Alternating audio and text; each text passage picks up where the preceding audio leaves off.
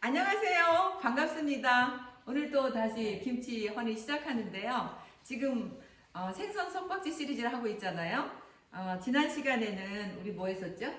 우럭하고 민어로 예. 민어 석박지. 예, 우럭 민어 석박지 했죠. 네. 오늘은 뭐 애기 갈치라고도 하고요. 갈치 새끼라고도 하고 풀치라고도 하는데 사실 풀치하고 갈치 새끼는 조금 종이 다르거든요.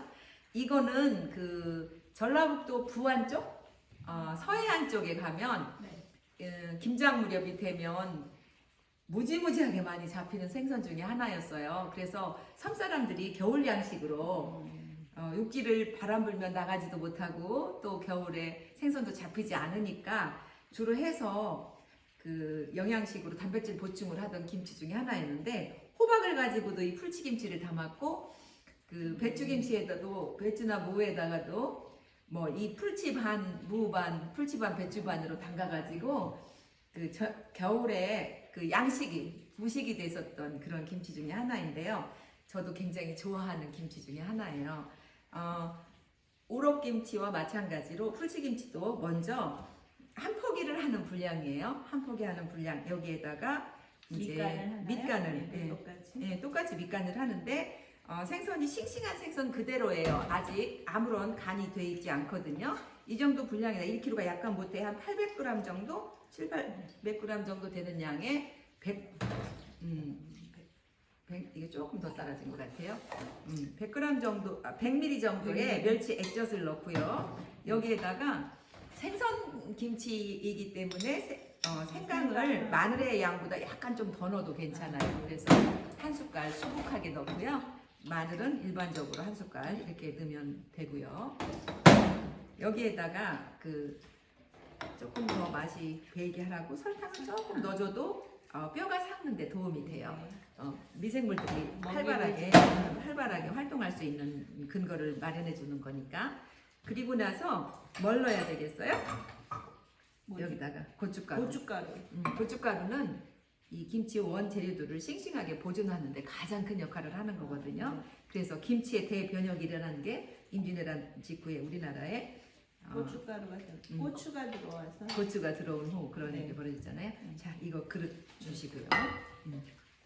그래서 이제 밑간에서 이렇게 두고 뭐 방법은 똑같아요. 다른 그 생선 김치나 똑같은데 이렇게 놔두시면 되고 이제 양념해야 되겠죠? 속 만들기 위해서.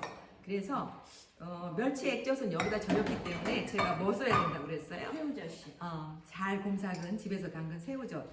뭐 이게 없으면 밖에서 해던데 한 컵 정도 넣는데요. 크게 큰 숟갈로 한 5숟갈 넣으면 한 컵 정도가 충분히 돼요. 이 정도 양이 배추 한 포기를 담을 수 있는 양이 되는 거예요. 그리고 여기에다가 저기 다른 김치 영양죽을 넣는데 다른 죽에 비해서 이제 그냥 하나 정도 넣고요. 그 다음에 사과하고 배를 다른 거 어이구 하나 하고 어이구 너무 많이 달아줬어요. 제일 많이 큰 모양이에요. 이렇게 넣어가지고 여기에다가 밑간을 이렇게 해요. 그 다음에 우리 이제 감칠맛을 더하기 위해서 저기 북엇가루 좀 한 숟갈 좀 못되게 넣어도 충분하고요. 그 다음에 아까 여기에다가도 설탕을 넣어주긴 했지만 이 속에다가도 한 숟갈, 이제 2숟갈은 좀 못되는데 한 숟갈 반 정도.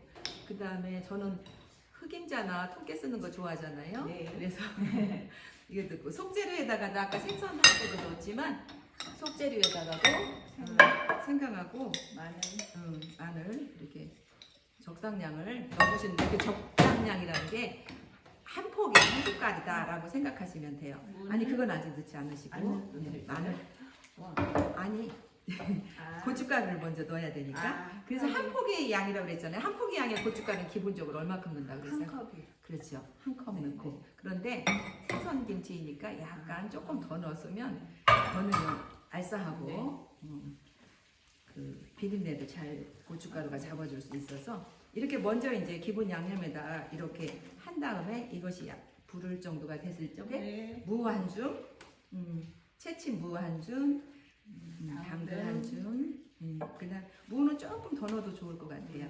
조금만 예, 그다음에 미나리 채쳐놓은 거 한 줌, 쪽파 한 줌. 이렇게 하면 이제 밑간 다 속재료 다 끝이에요. 그래서 이제 이렇게 한 다음에 여기에다가 아까 밑간 해놨었던 아, 갈치, 풀치. 풀치. 풀치가 방언이 아니라 이 작은 갈치의 그 이름이에요. 이름이에요. 이름. 그래서 이걸로 이제 갈치젓 담그는 생선이거든요. 자, 그래서 이렇게 다 한 다음에 이것을 이제 선생님이 반절 정도 가져가셔서 선생님도 2개 정도를 한번 잘 속을 넣어보세요. 생선김치는 생선이 배추의 한 3분의 1 정도의 양을 4분의 1, 3분의 1 정도의 양을 넣는 게 이제 생선김치이기 때문에 충분히 켜켜이 생선을 뭐 2~3쪽 정도 식구들이 저걸 나도 먹고 싶은데 라는 생각이 들 만큼 적게 넣으면 안 되고 나도 충분히 먹었다라는 생각이 들 만큼 많이 넣어주면 그 김치 맛도 충분히 깊어질 뿐만 아니라 그 단백질 겨울 식탁에서 김치를 통해서 단백질을 공급해 줄 수 있는 중요한 이것도 방법이 되죠. 삭힌 다음에 먹나요? 예, 얘도 저는 이제 특별히 제가 풀치김치를 정말 좋아해가지고 해마다 목포에서 풀치를 박스로 이렇게 올려가지고 겨울에 좀 추워질 무렵에 12월 달에 막 김장 무렵보다는 김장 끝나고 따로 이제 이런 풀치기 생선김치들을 다양하게 담아가지고 한 달 정도 지나면 뼈도 삭고 드실만하게 숙성이 돼요. 그런데 저 다음에 그런 줄 보실까요? 그런데 저는 이런 생선김치는 그 다음에 여름에 먹을 때 정말 맛있어요. 여름에 땀도 많이 흘리고 무더워가지고 많이 피곤하잖아요. 그때 이런 생선김치 영양이 풍부한 생선김치를 드시잖아요. 그러면 피로가 회복돼요. 그리고 여기에서 이렇게 발효된 그 단백질 가수분해가 충분히 된 그 생선들이기 때문에 맛도 좋을 뿐만 아니라 소화 흡수가 굉장히 좋더라고요. 다른 김치에 비해서. 그리고 생선김치는 이 배추 육질도 잘 무르지 않아요. 영양이 풍부하기 때문에 거기에서 미생물들이 아주 왕성하게 서식하는 것 같아요. 제가 이렇게 지켜보면. 그래서 사실 저는 시골 산에서 자라서 이 생선 속박지는 익숙하진 않거든요.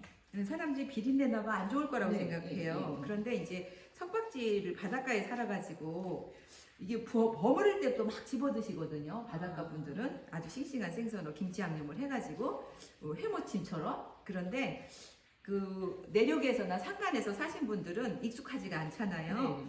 그래서 잘 안 드시지만 사실 발효됐을 적에 그 깊은 맛은 한국인이라면 한국인의 DNA를 가진 분들이라면 싫어하기는 힘들 것 같아요.